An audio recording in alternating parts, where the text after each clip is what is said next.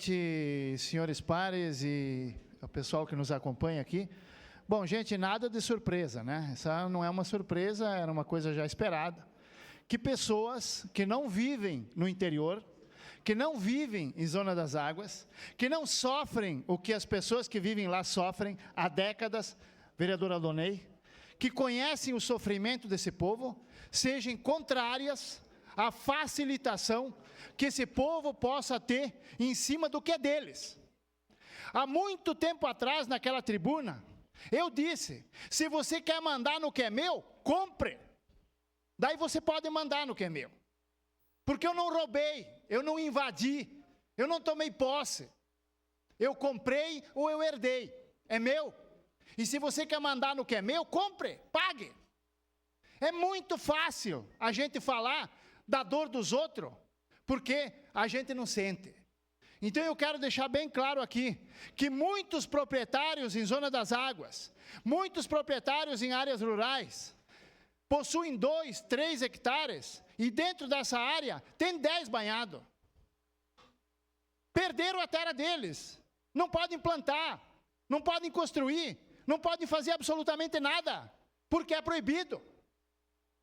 Nós não zeramos aqui na minha emenda, 0, não pode tomar conta do banhado, pode destruir o banhado, não. Nós diminuímos de 50 para 10 metros. Porque ninguém em sã consciência, nenhum agricultor em sã consciência, nenhuma pessoa que mora nessas áreas em sã consciência, vai destruir ou vai querer tomar conta do banhado, até porque construir em cima de banhado, vereador João, é impossível. Tá? Ninguém quer destruir o banhado. Agora, 50 metros para cada lado, gente, é um absurdo. Então nós diminuímos para 10 metros. A intenção minha era zerar.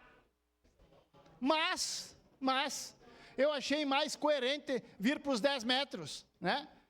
E as pessoas poderem utilizar aqueles 40. Então aquele que tinha 2, 3 hectares com 10 banhados dentro, recuperou a metade da terra com a aprovação dessa emenda. Então é por isso que eu digo, a gente falar da dor dos outros é fácil, quando a gente não sente. Mas eu sei o que eles passam. E é por isso que me debrucei desde o início, com o apoio do presidente do SAMAI, João Wes, e os colegas, que se debruçamos e se empenhamos para fazer essa grande mudança que nós vamos fazer hoje, se Deus quiser. Para que a vida desse povo mude e seja mais feliz, e que eles possam dizer, bom, agora o que é meu, eu posso fazer aquilo que eu preciso, respeitando devidamente as regras, que hoje eu não posso fazer nada. Então eu peço, senhoras e senhores, que aprovem essa emenda, porque ela é de vital importância para esse povo tão sofrido. Obrigado.